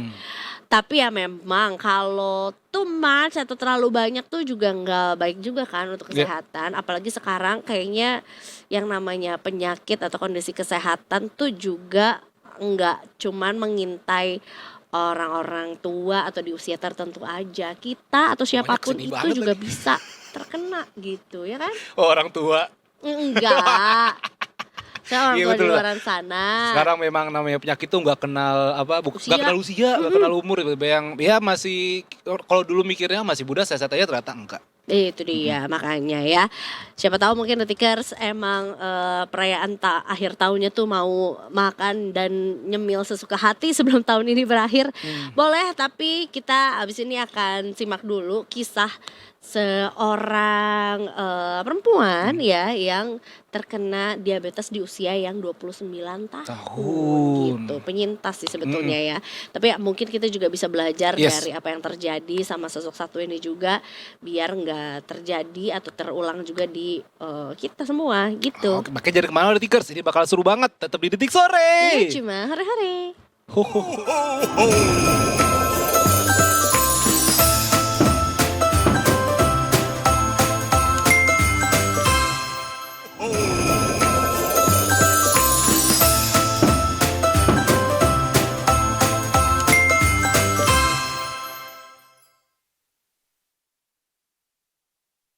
Hore. Sebelum masuk sesi talk Detikers, kita Ya, ada ya. beberapa breaking dulu ini soal persiapan Jakarta menjelang tahun baru ya, Za? Betul. Karena tinggal sehari lagi, kita countdown berapa jam lagi, Za? Enggak dong, masih ada 24, besok lagi, kita masih siaran 26. juga loh Siaran besok lagi. ya. Dan besok ini ya Iza, Iya. ada kabar gembira untuk kita semua karena warga Jakarta bakal gratis naik Transjakarta, MRT hingga LRT guys. Satu hari 31 Desember. Jadi buat yang besok sebenarnya mungkin bukan tahun apa boleh sampai seharian Enggak, satu penuh ya? hari, kayak satu hari penuh deh ini. Seharian penuh berarti yang mau jalan-jalan ataupun juga menjelang tahun baruan. Ini juga kayaknya menurut aku juga sebuah strategi biar pas tahun baruan tuh kita nggak pergantian tahunnya tuh nggak di jalan gara-gara macet gitu loh, ya kan? Jadi bisa menggunakan transportasi umum aja. Gitu. Setelah tadi kita kasih tahu juga bahwa jam operasional dari MRT juga ditambah sampai jam 2 pagi. Ini juga moda transportasi lain juga gretong ya. Gretong, tapi itu khusus besok aja ya, tanggal 31 ya. Dan ini juga langsung diumumkan oleh Gubernur DKI Jakarta Pramono Anung di Taman Ismail Marzuki. Jadi quote on quote katanya kami ingin semua menikmati dengan rasa bahagia. Tapi yang paling penting pesannya adalah besok melewati tahun baru dengan kebahagiaan. Dan memang DKI Jakarta ini juga menyiapkan 8 panggung hiburan, Iza. Wah, untuk perayaan tahun baru. di mana Ada itu? 8 panggung itu di lapangan Banteng, Oke. MH Tamrin, Sarina, Bundaran HI, Bundaran HI. Duku Atas BNI 46, Semanggi, BISCBD, sama FX Sudirman. Oh, ini mah dilalui sama MRT semua ya. Iya, sama busway juga, TJ. Betul. Kalau orang zaman dulu bilangnya busway. Kalau anak zaman sekarang bilangnya TJ. Benar, karena dulu tuh kan memang semuanya cuman satu lane lah ya. Iya. Alias ya udah busway Udah aja aja. gitu. Kalau sekarang kan banyak bentuknya, Mm-mm. banyak ukurannya beda-beda juga, Iya, bis penumpang tuh lebih modanya kecil. juga beda. Jadi ada TJ, ada TJ. Transjakarta, ada Jaklingko. Oh iya, Jaklingko, Alias udah. kalau gue sih masih menyebutnya adalah angkot ya. Sama sih. Jaklingko gitu kan, macam-macam. Ya, jadi buat Detikers yang mau bertahun baruan atau misalnya mau jalan-jalan besok, silakan menggunakan transportasi umum. Gratis. Tapi kayaknya tetap harus bawa itunya ya, si tap cashnya iya, gitu e-money-nya, ya, e-money-nya gitu. Karena biasanya memang enaknya gitu sih ya, semuanya cashless, tapi tetap tetap terorganisir gitu ya kan, tetap Terkoneksi, rapi gitu, dan akhirnya juga jadi ketahuan kan berapa banyak masyarakat atau warga Jakarta yang berlalu lalang gitu menggunakan transportasi umum juga kalau tetap harus ngetap juga gitu. Biasanya di hari-hari tertentu tuh kalau misalnya hari Kartini gitu ya, 21 Iya, April gitu kan, yang cewek-cewek gratis atau Rp1 doang gitu Iya, ya. bisa tuh. Kecuali hari Panca ya. Kan lu host dia di sini. Benar, yang botak mungkin ya. Iya. Gratis naik transportasi umum. Sudah informasi apa lagi, Za? Katanya ada yang ditutup Terus jalan juga betul, ini juga Detikers untuk perayaan malam tahun baru ada 33. Ini nggak mau kalah sama perunggu nih ya. 33 titik ruas jalan yang terdampak perayaan juga ya. Ada penutupan secara situasional mulai dari jam 6 sore sampai dengan jam 1 dini hari gitu ya. Jadi kalau masih siang-siang sih aman aja, tapi kalau misalnya udah masuk ke jam 6 sore atau 18.00 itu udah mulai ada penutupan juga ya. Dimulai dari Jenderal Sudirman ya, mulai dari Bundaran Senayan sampai dengan Bundaran HI, daerah Tamrin juga yang tadi nih ya yang mau dibangun panggung-panggung itu, panggung hiburan. Pintu 1 Senayan, jalur lambat Kupingan Semanggi, di Ben Hill ya, Bendungan Hilir. Jalan Kiai Haji Mas Mansur, Jalan Karet Pasar Baru Timur 5, Jalan Kupingan, Kota Bumi dan Batu Raja, Teluk Batung, Kebon Kacang, Jalan Sunda, Imam Bonjol, Sumenep Tosari, Landmark Indosemen, terus juga Jalan Setiabudi, Satrio, Jalan Masjid, Jalan Garnisun dan lain-lainnya juga ya. Pokoknya ada 33 ruas jalan yang akan ditutup juga secara situasional. Dan sebenarnya karena situasional juga bisa jadi jamnya juga mungkin bisa jadi maju gitu ya. Betul. Karena memang mau dibikin juga beberapa panggung di beberapa titik yang tadi disebutkan juga. Jadinya siap-siap aja ya untuk dicek terus mapnya. Atau yang itu tadi kalau misalnya pakai kendaraan umum kan atau mungkin transportasi umum kan nggak ngaruh tuh jalan tutup buka kayak gini kan. Iya. Tetap normal kok rutenya yang ada gitu. Dan juga ingat di Tikers ya, nggak ada ini juga ya, nggak ada pesta kembang api. Betul. Di Bundaran HI. Tetapi ya itu kan kenapa kita tidak ada pesta kembang api, karena Pemprov juga kita juga masih berduka karena bencana yang terjadi di utara Sumatera kepada saudara kita The Tikers. Tetapi dikutip dari Detik News Eza, warga ini menyambut larangan pesta kembang api ini dengan tangan terbuka gitu. Maksudnya ya setiap tahun ada pesta kembang api, tapi sekarang lagi nggak ada dulu, dan warga tuh bener-bener berempati juga begitu Eza. Nggak permasalahkan lah. Apalah arti kita bersuka cita dalam hitungan menit, paling detik dan menit gitu ya untuk kembang api, sementara juga masih banyak saudara-saudara kita yang terdampak dari bencana alam yang juga masih membutuhkan bantuan kita, dan kayaknya kurang pantas aja gitu kalau terlalu hura-hura juga. Bukan berarti nggak boleh Detikers merayakan perayaan tahun baru, tapi kali ini kita mungkin juga bisa di jam 12 malam tuh mengganti perayaan hura-huranya dengan berdoa bersama misalnya gitu ya, atau mungkin sekalian mengecek juga kondisi saudara-saudara atau teman-teman yang terdampak sama bencana, bisa dengan video call, bisa dengan ngecek juga kondisinya di sana seperti apa, biar tetap terkoneksi juga gitu loh ya kan. Iya, dan sebagai gantinya karena tidak ada perayaan kembang api, Pemprov DKI ini akan menyiapkan pertunjukan video mapping dan atraksi drone.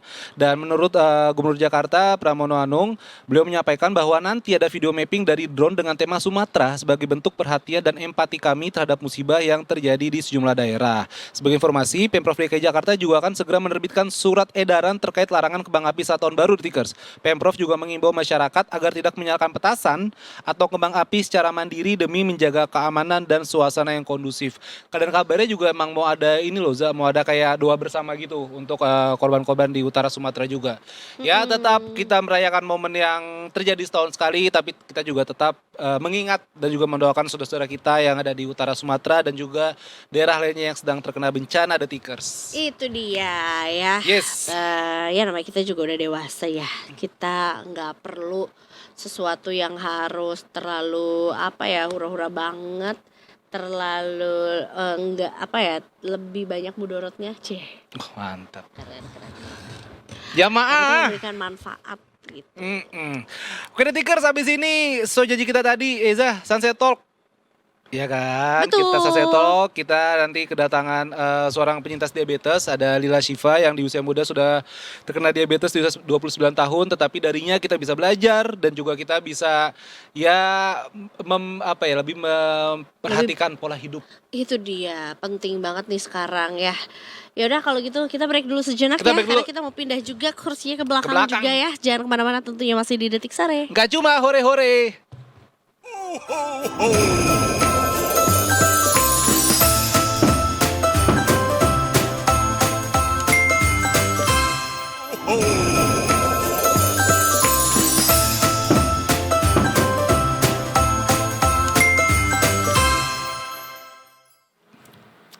Welcome back to Detik Sore. Nggak cuma hore-hore, ho-ho-ho. Sebenarnya kita pengen menutup sesi kita di Sunset Talk ini dengan sesuatu yang manis-manis. Tapi kayaknya nggak boleh terlalu banyak yang manis-manis nih kayaknya ya.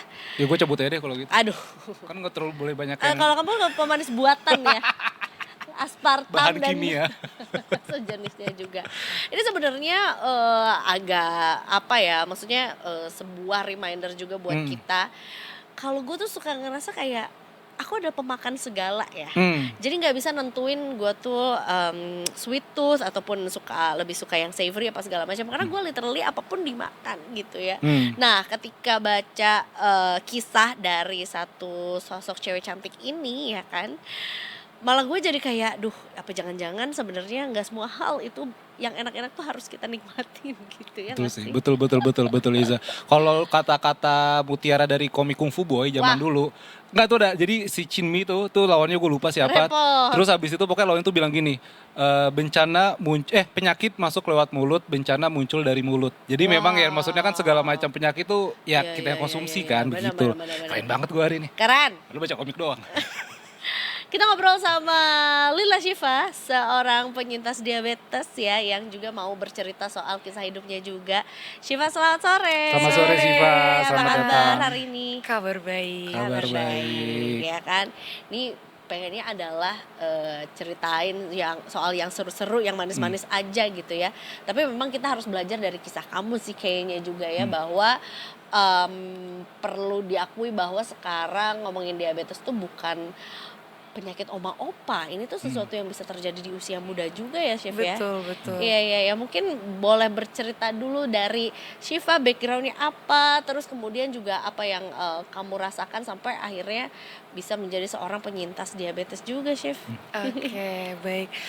Jadi sebenarnya sih saat ini aku udah full time content creator kan.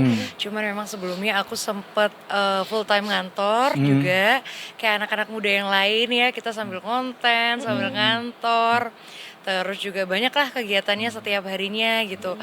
Terus memang banyak kebiasaan-kebiasaan yang akhirnya menjadikan aku penyintas diabetes. Salah satunya juga sering banget begadang, hampir setiap hari gitu kan ya, begadang. Terus juga kita kadang tuh suka stres, burn out gitu ya, karena mungkin lingkungan atau kerjaan. Jadi bikin kita cari pelarian-pelarian yang kurang sehat gitu. Kebetulan kalau di aku sih emang kisahnya nih larinya ke dessert nih, karena aku suka banget makanan manis. Gitu awalnya. Dan ini kan kamu berarti kena diabetes di usia 29 tahun ya? Iya betul. Tahun ini berarti? Tahun ini, yes. Oh, itu awalnya gejalanya gimana sih, Pak? Maksudnya, ya tadi Iza juga bilang, biasanya diabetes tuh penyakit oma opa yang udah tua begitu. Cuma kan ya kamu masih muda, kok tiba-tiba kamu bisa kena diabetes seperti ini? Apakah awalnya ada gejala atau mungkin kamu ada turunan juga begitu? Kalau turunan aku nggak ada turunan sama sekali dari keluarga. Jadi aku maksudnya orang pertama yang kena diabetes nih di dalam keluarga aku. Jadi, tapi kalau kayak gejala aku udah mulai ngerasain sebenarnya kayak bulan Mei Juni lah, sekitar Mei Juni tahun ini. Itu pertama gejalanya sama sekali nggak kelihatan karena cuman capek biasa. Jadi kayak lelah gitu, kelelahan lah gitu. Tapi kan ya. kita manusia juga capek ya. Iya betul, kayak suka lemes gitu loh, kayak kecapean. Jadi pertama ya memang capek gitu. Jadi aku ignore lah biasa gitu. Terus juga mulai kerasa banget itu di bulan Juli itu mulai kayak dehidrasi, kehausan terus, padahal minum air putih banyak banget, tapi tetap haus dan kayak kering banget di sekitaran bibir. Terus juga sering kayak beser gitu ya, sering buang air kecil yang kurang normal sih menurut aku, karena sehari mungkin bisa kayak lebih dari 10 kali kayak kayak cepet banget kepengen pipis lagi gitu. Jadi waktu itu udah mulai ngerasa kok agak aneh ya, tubuh ini ngasih sinyal dia lagi nggak baik-baik aja kayak gitu. Akhirnya check up atau apa yang terjadi yang akhirnya membuat kamu tahu kayak ini diabetes nih gitu. Waktu itu karena mulai sering kram, jadi aku sering kram di kayak di betis gitu Kak, tiba-tiba out of nowhere dia mulai kayak hampir setiap hari kram. Jadi aku mulai kayak apakah ini gula darah ya gitu. Mengingat aku suka makan dessert. Akhirnya aku tes lah ke apotik sih waktu itu, kayak tes biasa yang gula darah yang itu. dipencet apa yang kayak titik pakai pulpen. gitu ya. Iya, kayak ditusuk doang dikit itu. Dan pertama kali tahu gula darahnya 356. 356. Ntar, aku harus di inlight dulu, di remind juga. Kita tuh normalnya di Normalnya di bawah 200. wow. Iya, di wow, bawah wow. Terus habis dicek di apotik, apakah langsung pas tinggi itu langsung konsul ke dokter atau gimana? Enggak, belum. Karena waktu itu memang banyak banget kegiatan ya, jadi aku juga kayak nggak sempet untuk check up dan lain-lain. Tapi memang aku ada dokter SPPD yang kebetulan memang kerabat, jadi beliau menyarankan untuk tes HbA1c untuk lebih detail lagi, karena itu kan cuman gula darah sewaktu ya, mungkin habis makan apa, Iya, makan betul. apa, Iya, betul. kayak gitu. Jadi ketika aku tes di laboratorium, HbA1c-nya itu di angka 11,5%. Normal manusia 5,17. something ya? Iya. Gitu, jadi udah tinggi banget. Oh my god. Ini kebiasaan kamu atau emang suka dessert tuh adalah dari kecil kah atau gimana? Kebiasaan suka dessert betul dari kecil, cuman memang paling parah banget itu di setahun terakhir ini sih, gitu. Katanya suka jajanan viral ya? Iya lagi, bener banget. Suka FOMO gitu kan. Gitu. Dan juga kata Oh my dokter God. ini kamu diabetes 1,5 ya? Yes, betul. Itu ya mungkin kalau banyak ada tikers tahunya 1 atau Atau 2. dua, iya. Ini kok ada di 1,5. antaranya. Iya. Apa nih? Karena itu dipengaruhi juga oleh autoimun karena stres tadi, gitu. Oke, di kondisi kamu sekarang gimana? Apakah sebetulnya sudah sembuh secara total atau di mana? Karena kan sebetulnya mengingat pertama kali kamu drop dan tahu diabetes itu kan bulan Agustus, which belum lama kan? Yes, betul. Untuk saat ini sih puji Tuhan udah enakan banget, udah sehat, seger. Dan barusan juga beberapa hari lalu aku cek HbA1c udah di 8,1%. Jadi udah lumayan turun, dan sebenarnya diabetes sih dibilangnya langsung sembuh total itu nggak mungkin ya, pasti kita butuh proses. Jadi memang ini on the way untuk menjadi normal. HbA1c-nya dia lagi jadi 6% gitu. Oke. Dan kalau dokter bilang apa sih, Pak? Maksudnya ya dokter juga pasti ya mungkin dokter ada beberapa yang kaget, ada juga enggak gitu. Kayak kan sekarang anak muda juga banyak penyakitnya begitu kan. Waktu itu dokter bilang apa ke Siva? Dokter waktu itu ya pada kaget sih, karena aku salah satu yang termuda juga di ICU ya. Karena masuk ICU, karena koma kan. Ya ampun. Gitu. Jadi memang kena namanya ketoasidosis. Jadi gulanya itu meracuni seluruh darah, sehingga darah itu jadi asem banget lah, sehingga aku sampai hilang kesadaran. Iya, Gitu. Jadi dokter juga kok bisa sih kayak gini, kamu tuh ngapain selama hidup kayak gitu. Ya ampun. Wow. Ya karena kalau darah kan maksudnya diedarkan ke seluruh tubuh juga, dan ketika kandungan gulanya udah tinggi, akhirnya bisa kemana-mana tuh. Betul. Bilang nggak soal organ dan segala macamnya? Yes, betul, bilang pasti ya, karena kan gula itu dia butuh otot ya untuk sembunyi Rumahnya lah ya. maksudnya untuk menjadikan itu energi ya. Nah, sementara aku tuh dulu suka olahraganya tuh cuman lari, cuman tenis lah ya, kayak gitu-gitu doang, yang enggak sama sekali membentuk otot gitu loh. Jadi makanya dia memang lari-lari merusak organ lain, termasuk juga ginjal dan juga pankreas gitu. Bahkan sempat dokter nyuruh menyarankan cuci darah ya? Iya betul, sempat Tapi sih. akhirnya tidak dilakukan. Tidak dilakukan karena keesokan harinya pokoknya H-1 H-2 tuh langsung membaik sih ginjal aku gitu. wow, Langsung ya berfungsi ampun. lagi karena sempat 10% tadinya fungsinya. Oh my god, Gitu. miracle ya. Iya, miracle, yes. Miracle banget loh, chef, yang terjadi sama kamu juga. Terus apa sekarang yang kondisi tubuh apa yang lagi dirasakan sekarang, dan apa yang kamu lakukan untuk bisa ini kan masih dalam upaya lah ya, Yes. mengurangi si nilai HbA1c itu. ya? Yes, betul.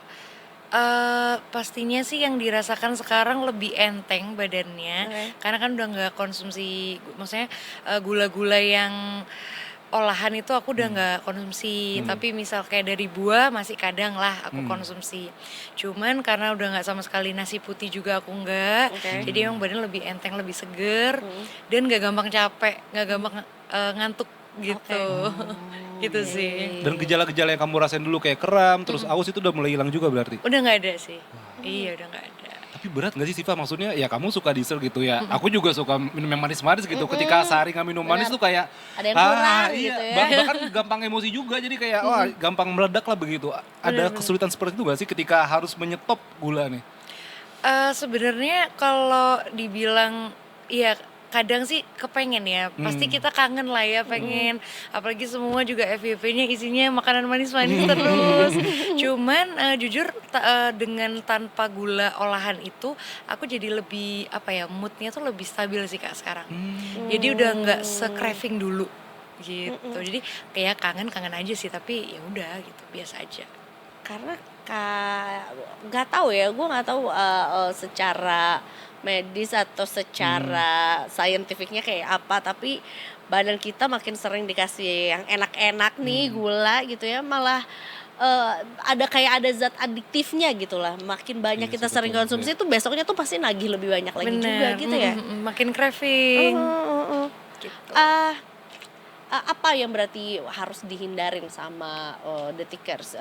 Karena kan pasti kamu berkonsultasi sama dokter juga yang cukup kaget gitu ya dengan kondisi kamu juga. Apa yang sebenarnya paling jahat gitu sama tubuh kita tuh? Jadi untuk maksudnya yang dihindari ya, yang harus dihindari sih lebih ke gula olahan tadi sih Kak. Oke. Jadi yang aku selalu diwanti-wanti nih Oh, sama donat viral satu boleh lah. Kalau satu kotak ya jangan lah. jangan nih. Ya, oke. Jadi emang olahan-olahan yang kayak gitu tuh karena kayak gitu kan pasti ada tepungnya juga ya, selain ada gula. Jadi emang gula, tepung, nasi putih itu benar-benar ketiga hal yang aku sekarang udah enggak sama sekali. Terus juga minuman-minuman yang ada gula-gula tambahan itu aku lebih baik enggak sih ya. Jadi emang lebih banyak ngegantinya ke air putih. Nasinya kayak nasi merah, nasi porang kayak gitu. Dan ini juga kisah dari Siva kan ditulis sama Detik Health juga nih Iza kan. Dan ada satu quote menarik nih ketika Siva ngomongin soal udah keracunan gula. Dan ketika itu dokter juga sempat bilang ada kemungkinan hilang ingatan dan kemampuan motorik. Yes. Itu seperti serem apa banget. ceritanya Siva? Betul, jadi emang waktu itu tuh tiba-tiba aku kan masuk IGD tuh kayak sehari doang.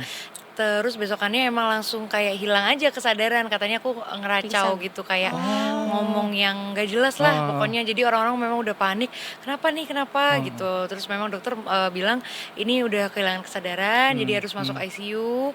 Waktu itu bernafas juga udah gak bisa, makanya aku dipasang ventilator juga, makan juga dari hidung. Jadi dan kayak kata orang-orang kan memang orang koma tuh tenaganya 2 kali lipat orang biasa ya, manusia biasa itu aku waktu itu. Jadi makanya bius pun di sini kayak infusnya udah nggak bisa di tangan gitu. Jadi udah lupa, bener-bener lupa ada di mana, aku ini siapa. Jadi suster-suster pada ngingetin gitu. Tiap hari kalau lagi bangun kayak ini di mana Kak? Kakak itu konten kreator loh, kayak gitu-gitu. Orang-orang pada nyeritain gitu. Oke, kalau dukungan keluarga seperti apa Siva ketika itu? Iya kalau dukungan keluarga sih memang keluarga aku sangat mendukung ya. Dari aku yang hampir 2 minggu di ICU itu mereka sangat faithful sangat, dan juga mereka hopeful banget ya untuk kesembuhan aku. Aku bersyukur banget sih didukung sama teman-teman dan keluarga, pastinya orang tua yang sangat mendukung aku. Ini kayaknya juga wajib dibahas juga. Tadi sempat ngomong kalau makanan manis dengan gula tambahan, dengan ya mungkin pemanis buatan lah, pemanis tambahan lah, you name it, dan segala macamnya. Itu udah jelas memberikan pengaruh sama kandungan gula dalam tubuh kita atau darah kita juga. Tapi satu yang harus dibahas juga stres. Itu katanya stres juga jadi satu penyokong, penyumbang dari diabetes juga. Dokter bilang apa soal stres? Jadi stres sendiri itu dia kan yang bikin autoimun ya. Karena stres berkepanjangan, jadi begadang dan lain-lain itu tuh kayak satu kesinambungan lah gitu. Dan dessert, makanan manis tuh dia juga hanya mendukung aja sih gitu. Jadi mereka kayak saling menambahkan penyakit ini gitu loh.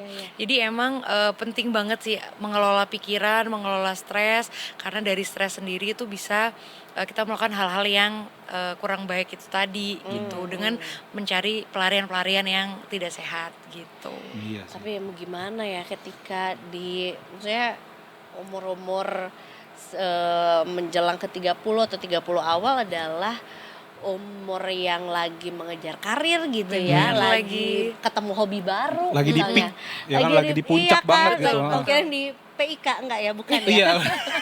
Jauh juga Pantai Indah Kapuk. Iya benar kan, Iya. kita lagi thriving gitu Iya. ya untuk ngejar karir lah, atau mungkin ada yang baru berkeluarga lah, ada yang punya circle baru, hobi baru, apa segala macam, yang artinya kita juga ngasih stresor sama tubuh kita untuk kerja lebih keras lagi juga gitu. Jadinya agak sulit untuk memisahkan, ya nggak bisa kalau nggak stres gitu. Iya bener lagi. Tapi gimana kamu ketika, ya artinya kan kalau udah dalam kondisi seperti ini harus ngurang-ngurangin stresnya, gimana dari kamu caranya untuk bisa mengurangi itu? Lebih ke cara simpelnya sih, waktu ini dari rumah sakit ya tipsnya ya, kayak tarik nafas sih, selalu kita berusaha untuk tenang ya, karena kalau panik kan pasti makin apa ya, makin bingung, makin pusing gitu kan. Jadi salah satu cara cepatnya itu bahwa kita selalu tenang, tarik nafas gitu kan, dan jangan pernah apa ya, memaksakan segala sesuatu yang di luar kehendak kita. Saat ini aku lagi melakukan itu sih. Jadi kayak ya udahlah, ngalir aja. Semuanya pasti baik-baik aja kayak gitu. Kan Gun, tarik nafas jangan tarik tambang. Waduh. Dia pas lagi tarik tambang. Lah, belum 17-an juga. Masalahnya yang stres yang di sekitarnya dia. Kenapa tuh dia tiba-tiba tarik tambang? Tarik tambang. Tapi ada habit baru kah setelah ini kan menjadi Syifa yang baru lah ya gitu ya, yang diselamatkan gitu kan dari satu kondisi yang sebetulnya juga udah parah banget gitu, tapi dengan kondisi kamu yang sekarang pengen sembuh, pasti ada habit baru, ada yang kamu pelajari dari tubuh kamu yang baru, apa tuh? Kalau habit baru sih saat ini lebih banyak angkat beban ya, olahraganya gitu. Jadi memang disarankan dokter itu lebih memperbanyak massa otot.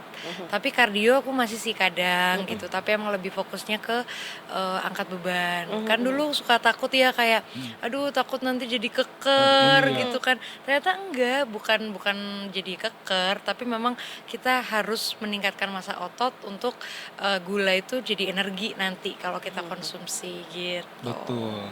Bukan jadi Syifa Rai, tetap Laila Syifa ya kan. Bukan Adi Rai. Enggak juga. Kan emang Ya. bener kata Syifa. Maksudnya orang tuh, apalagi cewek khususnya ya, itu suka takut kalau misalnya barbelan atau apa gitu. Padahal ya bener tadi, emang itu sebenarnya massa otot, itu tepat buat energinya juga bisa keluar juga begitu udah tikar. Jadi yang cewek-cewek jangan lupa angkat beban, walaupun mungkin udah berat beban kehidupannya. Benar ya kan. Tapi daripada jadi stres, Nah, lebih baik itu. kita angkat bebannya itu juga ya. Tapi justru gue tuh cukup ini ya, kurang setuju dengan ya mau cewek ataupun cowok gitu ya, yang bilang kalau angkat beban nanti jadi keker. Belum tentu. Kayak bangun otot itu susah guys. Iya benar. Jadi keker itu juga kayak orang mau jadi keker. Atau enggak sebenarnya juga enggak serta merta dengan angkat beban langsung jadi keker juga gitu Enggak, ya, loh butuh kan. waktu juga. Itu butuh waktu juga, dan before nyampe keker juga sebenarnya adalah kondisi tubuh kita nih yang sebelumnya nggak kuat untuk angkat beban segini jadi kuat gitu ya kan. Gitu. Tapi menurut Syifa gue. juga disarankan untuk mengkonsumsi lebih banyak buah atau sayur nggak sama dokter? Lebih banyak ke sayur, Kak. Sayur. Karena kalau buah kan ada beberapa yang memang gulanya tuh udah tinggi. Ada gula alaminya ya kan. Jadi emang lebih disarankan sayur. Tapi kalau buah tuh paling yang boleh kayak buah pir, apel hijau, pisang sebenarnya boleh tapi nggak boleh sering-sering. Gitu. Oke. Sayur. Tapi suka makan sayur sih, Pak. Aku suka banget dari dulu. Oh, berarti gitu. alhamdulillah nih ada balance-nya Iya. gitu. Kadang kan ada juga orang yang suka makan manis dan gak suka makan sayur. Gue Bahaya. Why? Enggak, Sayur maksudnya enak banget loh. enak padahal. sih, cuman kalau sayur asem enak, sayur lodeh enak. Apa lagi ya? Bayam, Ba- sop. Bayam iya. Sawi, kalau makan mie ayam kan ada sayurnya. Bener, tapi gulanya, tepungnya dari mie ayam. Tapi gak apa, mie ayam kadang-kadang kalau lagi capek sama kehidupan boleh kali ya mie ayam dulu. Boleh lah, boleh sekali-sekali lah. Dan Siva juga ada nggak yang ingin kamu sampaikan untuk detikers yang masih muda juga begitu? Karena kan ya sekarang ya maksudnya dulu tuh orang stereotipnya tuh masih muda nggak bakal kenal, nggak mungkin lah kena diabetes, nggak mungkin lah kena obesitas. Tapi kan tren sekarang ya Siva juga salah satu juga contohnya begitu, maksudnya untuk juga reminder buat kita semua gitu, buat anak-anak muda apa yang ingin kamu sampaikan supaya kita bisa sama-sama hidup sehat lah. Aku sih pengen menyampaikan satu ya, maksudnya kan orang-orang juga ngelihat aku kayak loh dia padahal kurus-kurus aja gitu ya, nggak obesitas gitu, maksudnya kok bisa sih kena diabetes, nggak mungkin gitu kan. Ya aku pengen menyampaikan satu hal bahwa segala kondisi tubuh kita tuh maksudnya dari luar nih nggak kelihatan kan apa yang terjadi di dalam, jadi memang kita harus pinter-pinter pilih asupan yang tepat untuk tubuh kita, dan juga kita harus pintar-pintar juga mengelola pikiran kita, karena segala sesuatu maksudnya yang baik juga dari pikiran kan berasalnya gitu. Jadi yuk kita hidup lebih baik, lebih sehat, lebih positif gitu. Nanti pasti kesehatan juga akan mengikuti kok gitu. Exactly. Thank you so much ya Siva, sehat-sehat. Thank you, Dan Amin. semoga ya bisa lancar juga gitu ya momen penyembuhannya juga, dan kita belajar sih detikers ya bahwa sebetulnya kebiasaan tuh yang membuat jadi kebiasaan tuh kan sebenarnya adalah karena sesuatu yang diulang-ulang tuh Betul. kan gitu. Jadi nggak ada salahnya untuk membuat sebuah kebiasaan yang baik buat diri kita juga, sayang-sayangin sama diri kita juga, karena this is the only home that we have, our body. Dan tentunya ya bukan berarti nggak boleh makan dessert ya. Iya. Asal jangan berlebihan. Jangan Ya, berlebihan. gitu. Iya, pokoknya cukup manis di bibir memutar kata aja sih. Oh, manis di Bibir bibir. tak dan. Siva tahun baru mau kemana? Liburan? Tahun baru di rumah aja. Di rumah aja. Kayaknya. Masih pemulihan juga. Iya, iya. Mau Iya. ngajak, mau ngajak masak-masak nih ya. Masak sayur. Masak sayur. Ya udah, itu tadi dia Detikers untuk Detik Sore edisi hari ini ya. Mudah-mudahan juga bisa ngasih banyak info juga buat kamu, dan tentunya kita masih akan kembali lagi besok loh. Kok besok gak libur? Enggak dong, masih ada. Kita akan countdown ya, sesuai dengan keinginan kamu. Kita akan countdown dari 12.000 ke 1. Tadi gua Karena awal dari sore nih. enggak, awalnya tunggu. pengen pas dari 17 Repot. Agustus lebih banyak lagi. Oh ya Siva, kita punya tagline kalau misalnya nanti aku sama Iza bilang Detik Sore, nanti Ya. Siva bisa bilang enggak cuma hore-hore. Oke. Oke. Ya udah, kalau gitu Detikers kita kembali lagi besok di jam yang sama mulai dari jam 3 sore. Sekarang waktunya Iza pamit dulu. Aifaran juga cabut, Segenapur juga cabut. Mohon maaf apabila ada salah-salah kata. Besok kita ketemu lagi di Detik Sore. Gak cuma hore-hore. Yeay, guys. Oh.